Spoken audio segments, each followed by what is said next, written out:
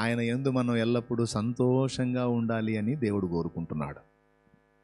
సంతోషమే సమాధానమే, సంతోషమే సమాధానమే, చెప్పనా సఖ్యమైన సంతోషం. ఏమండి, దేవుని యందు విశ్వాసం ఉంచి దేవుని బిడ్డలమైన మనమే ఏడుపు కొట్టు మొఖాలు వేసుకొని ఉస్సూరుమంట తిరిగితే అన్ని జనులు అసలు ఎందుకు రావాలి దేవుడి దగ్గరికి? అన్ని జనులు పొరపాటు నువ్వు ఎప్పుడన్నా వాళ్ళని దేవుని దగ్గర రమ్మని పిలిస్తే ఏమంటారు? నువ్వు వెళ్తున్నావు కదా, నువ్వు ముందు సంతోషంగా ఉండు, నీ ముఖం చూడలేక సత్తాను అంటారు.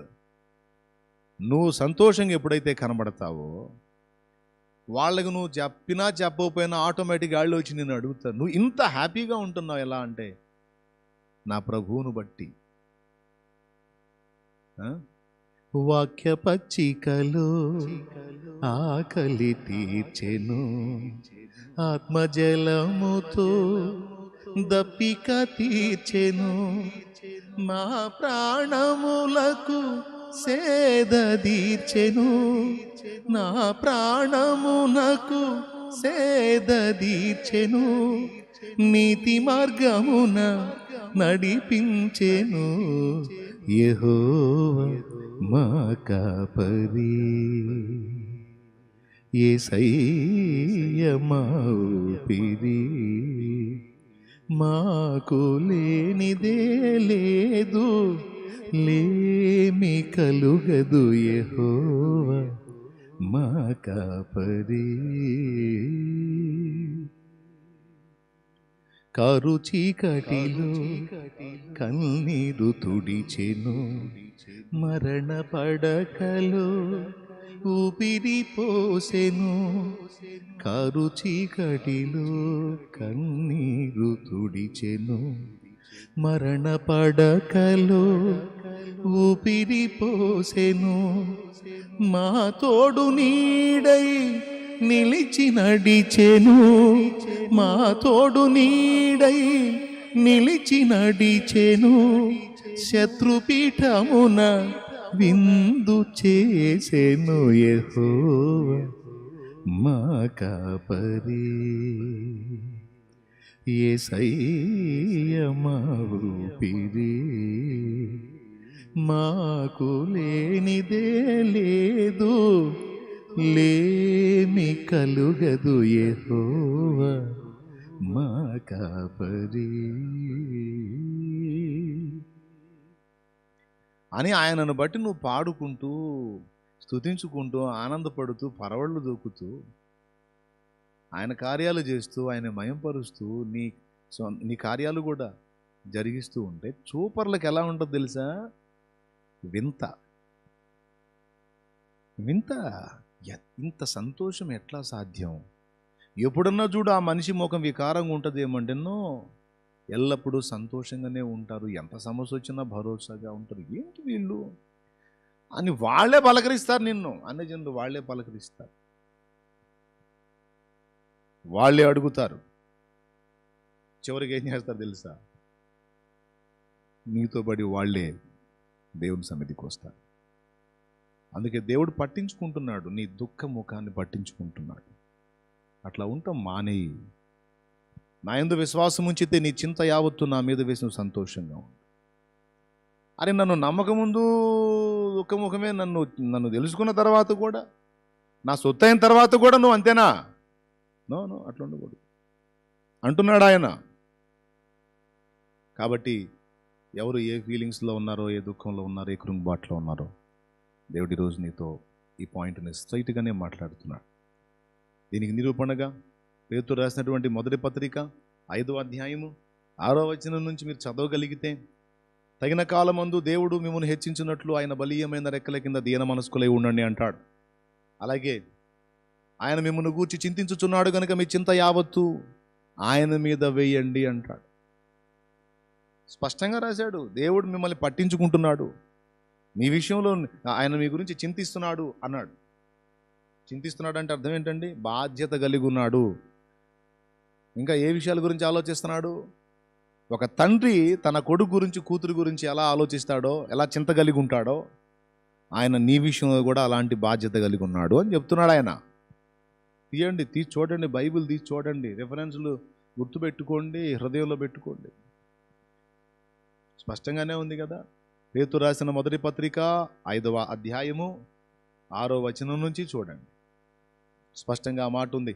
ఆయన మిమ్మల్ని గూర్చి చింతించుచున్నాడు గనుక మీ చింత యావత్తు ఆయన మీద వేయండి. దేవునికి స్తోత్రం. ఎట్లా చింతిస్తున్నాడు? వీడు ఇంత పనికిమాలినోడు ఏందా, ఈమె ఇంత పనికిమాలింది ఏందని చింతపడుతున్నాడా? నో, బాధ్యత కలిగి ఉన్నాడు. నువ్వు బాగుపడాలి, నువ్వు వర్ధిల్లాలి, నువ్వు ఎదగాలి, నువ్వు అన్ని విషయాల్లో నంబర్ 1లో ఉండాలని ఆయన కోరుకుంటున్నాడు. భౌతికంగా కూడా నువ్వు జీవించేటువంటి ఈ జీవితంలో కూడా నువ్వు దీవెనకరంగా ఉండాలని ఆయన కోరుకుంటున్నాడు. ఆశీర్వాదానికి వారసురాలిగా అగునట్లు దేవుడు నేను పిలిచాడు. చాలా దృష్టి కలిగి ఉన్నాడు, శ్రద్ధ కలిగి ఉన్నాడు నీ విషయంలో. मैं कहानी बोल रहा, मैं झूठ बोल रहा नहीं, मैं सच बोल रहा, सच సత్యమేవ జయితే, సత్యమే చెప్తున్నా. నా సొంత మాటలైతే డౌట్ పడు. దేవుని వాక్యం. ఒక కొడుకు చదువుకుంటే వాడు అన్నిట్లో ఫస్ట్ క్లాస్లో పాస్ అవ్వాలని వాళ్ళ నాన్న ఎలా అనుకుంటాడో, మీ నాన్న మా నాన్న ఒకడే గనుక ఆ ప్రభు అలానే అనుకుంటున్నాడు. బిడ్డ ఎదిగి ఎదకముందు ఆడపిల్ల అయితే ఆడపిల్ల పుట్టగానే ముందు బ్యాంకులో డబ్బులు ఏ రూపాయి అన్నారా అని ముందు ఆ బుడ్డ దానికి బంగారం చేపిస్తూ ఉంటాడు. అమ్మాయికి ఇది చేపించు, అవి చేపించు, ఇది చేపించు, చింత ఎందుకు? ఏదో బంగారం అంటూ ఆ చిన్నదానికి ఏర్పాటు చేస్తే రేపు పెద్దయ్య నాటికి ఈ బంగారం ఆ డబ్బు మొత్తం అమ్మగారిని వెళ్ళబోచడానికి ఉపయోగపడిద్దని. అవునా? ఎంత శ్రద్ధ, ఎంత చింత బిడ్డ గురించి. పెళ్లి చేసేటప్పుడు కూడా ఎవడో ఒకటి చేస్తాడా? ఆహా, చాలా వెతుకుతారు, మంచి మంచి సంబంధం వెతికి. చింత పడే కష్టాలన్నీ ఆ పిల్ల పడుద్ది.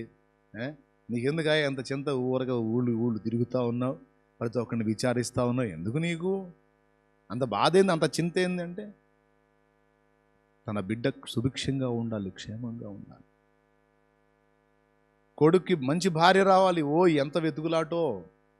కొడుక్కి మంచి భవిష్యత్తు ఉండాలి, వాడు ఫ్యూచర్ బాగుండాలి, వాడికి మంచి జాబ్ ఉండాలి, వాడికి మంచి భార్య దొరకాలి, వాడికి మంచి సంతానం ఉండాలి, వాడికంటూ నిలువ నీడ ఉండాలి, వాడికి ఏది కొదవ కాకూడదు. ఒకవేళ నాకేదైనా అయినా పర్వాలేదు కానీ నా బిడ్డకి ఏం కాకూడదని ఒక తండ్రి మన విషయంలో ఎలా చింత కలిగి ఉంటాడో, మన పరలోకపు తండ్రి మన భూ సంబంధమైన తండ్రి కంటే కూడా ఎక్కువ ప్రేమ గలవాడు. ఇది నిజం, ఇది నిజం, 100కు 100% నిజం. ఆయన ఇంకా ఎక్కువ ప్రేమ కలిగినాడు. ఇక్కడ తండ్రులు నీ భూమి మీద జీవితాన్ని ఆలోచిస్తే మన పరలోక తండ్రి అక్కడి జీవితాన్ని గురించి కూడా నీ విషయంలో చింత కలిగి ఉన్నాడు. నా ఊపిరయింది నీ శ్వాసనే, నిత్యము నీకెప్పుడు నా ధ్యాసనే. ఎప్పుడు నా పిచ్చేనేవయా నీకు? మరి తండ్రికి బిడ్డ పిచ్చే, తల్లికి బిడ్డ పిచ్చే. ఎప్పుడైతే సంతానం ఏర్పడింది ఇక వాళ్ళని గురించి వాళ్ళు ఆలోచించుకోవటం మర్చిపోయి ఇక వీళ్ళ చింతలో ఉంటా. నిన్నంటూ ఉనికిలోకి తెచ్చినవాడు ఎప్పుడు నీ గురించి ఆలోచించకపోతే నువ్వు ఉండవు, నేను ఉండను. అందుకే నేను పాడుకున్న ఆత్మీయ గీతాల్లో నా ప్రభు నాకు ఇచ్చిన పాటల్లో అదే ఉంటుంది. అడుగు జారని అనుభవమా, ఓటమి ఎరుగని జయధ్వజమా, నీవే నీవే నా ధ్యానమా, నిశీధిలోన ఉత్తేజమా, నిరాశలోన ఉజ్జీవమా, నీవే నా సొంతమా, నీవే నా సొంతమా. ఆత్మలో నిండిన పరవశమా, అంతరంగాన పరవశమా, నీవే నా వశమా, ఆత్మలో నిండిన పరిమళమా, అంతరంగాన పరవశమా, నీవే నా వశమా. అక్షయమైన అమృతమా, ఊహల కందని ఉన్నతమా, నేనే నీ లోకమా, నేనంటే ప్రాణం. ఎబినేజరా ఎబినేజరా నాదు సహాయకుడా, నేనే నీ లోకమా, నేనంటే ప్రాణమా. ఏమయ్యా ఏమయ్యా ఇంత ప్రాణమా, నేనే నీ లోకమా? నిజమే. ఆయన మిమ్మల్ని గూర్చి చింతించుచున్నాడంటే మరి అర్థం ఏంటో నాకు చెప్పండి. నిరంతరం నీ గురించి ఆలోచిస్తున్నాడు. చూడడా, పట్టించుకోడా, తెలియదా, తెలివిలేదా? మహాజ్ఞానవంతుడు, సర్వమెరిగిన సర్వజ్ఞుడికి అన్నీ తెలుసు. కాబట్టి ఆయన నీ విషయంలో అలాంటి దృష్టి కలిగి ఉన్నాడు కనుక, నీ బాగోగుల గురించి నీకంటే ఎక్కువగా ఆయన ఆలోచన ఉంది కనుక ఆయన నిన్ను గురించి నిజంగా చింతపడుతున్నాడు, నీ విషయంలో బాధ్యత కలిగి ఉన్నాడు, భారం కలిగి ఉన్నాడని నువ్వు నమ్మితే నువ్వు ఇక దుఃఖముఖుడిగా దుఃఖముఖురాలిగా ఉంటాం మానేయి.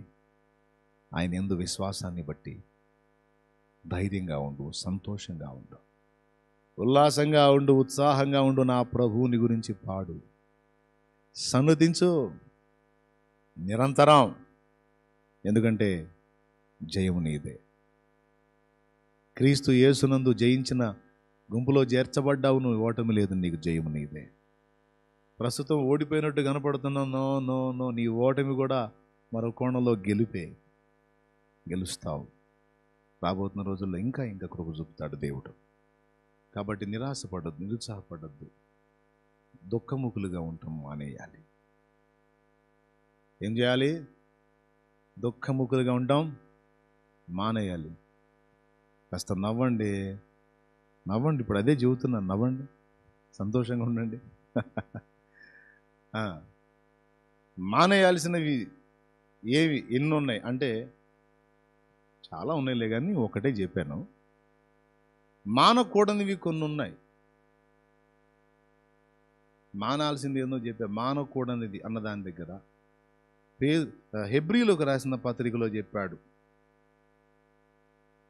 మానకూడదు అన్నాడు. ఏం మానకూడదో చూద్దాం. కొందరు మానుకొనుచున్నట్టుగా,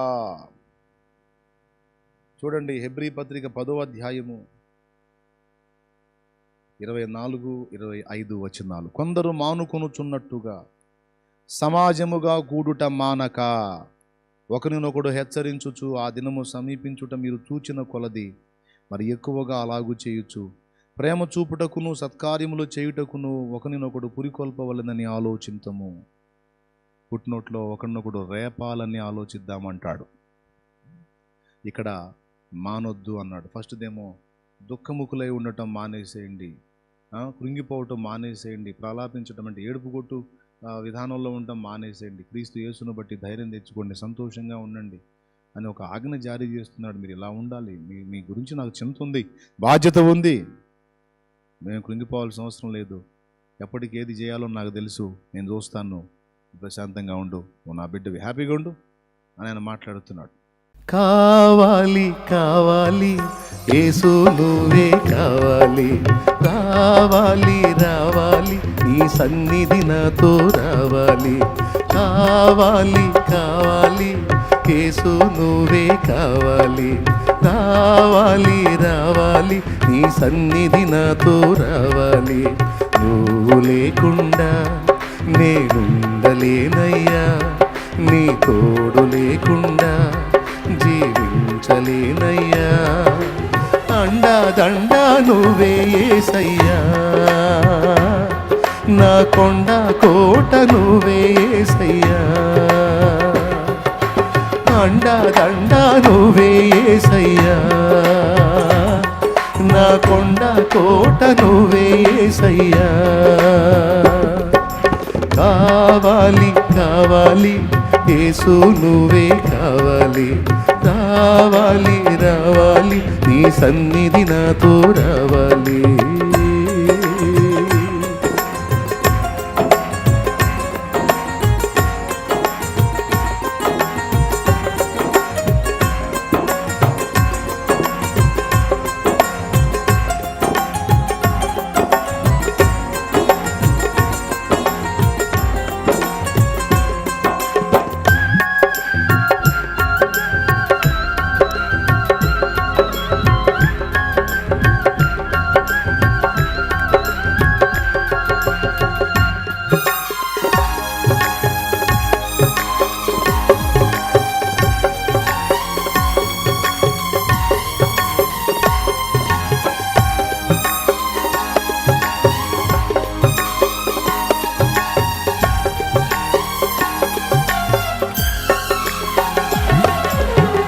నా క్షేమాధారము నువ్వే ఈ జగతిలో, ఆక్షేపణ చెయ్యను నేను ఏ కొరతలో.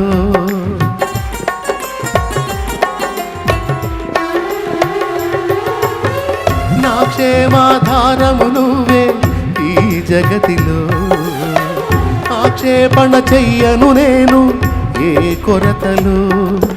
కలతలలో నేనున్నా కలవరపడనయ్యా, నీ తలపులలో నేనున్నా అంతే చాలయ్యా. కలతలలో నేనున్నా కలవరపడనయ్యా, నీ తలపులలో అంతే చాలయ్యా. నువ్వు లేకుండా నేనుండలేనయ్యా, నీ తోడు లేకుండా జీవించలేనయ్యా. దండా దండా నువ్వే యేసయ్యా, నా కొండ కోట నువ్వే యేసయ్యా. దండా దండా నువ్వే యేసయ్యా, కొండ కోట నువ్వే యేసయ్యా.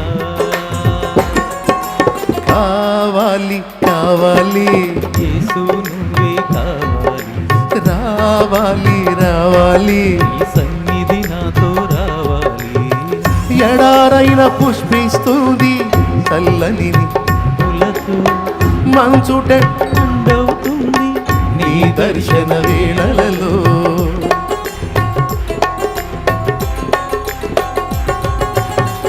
ఎడారైన పుష్పిస్తుంది చల్లని నీ చూపులతో, మండు టెండ మంచవుతుంది నీ దర్శన వేళలలో. ఆశైన శ్వాసైన నీవే యేసయ్యా, నా ఊసైన ధ్యాసైన నీ మీదేనయ్యా. ఆశైన శ్వాసైన నీవే యేసయ్యా, నా ఊసైన ధ్యాసైన నీ మీదేనయ్యా.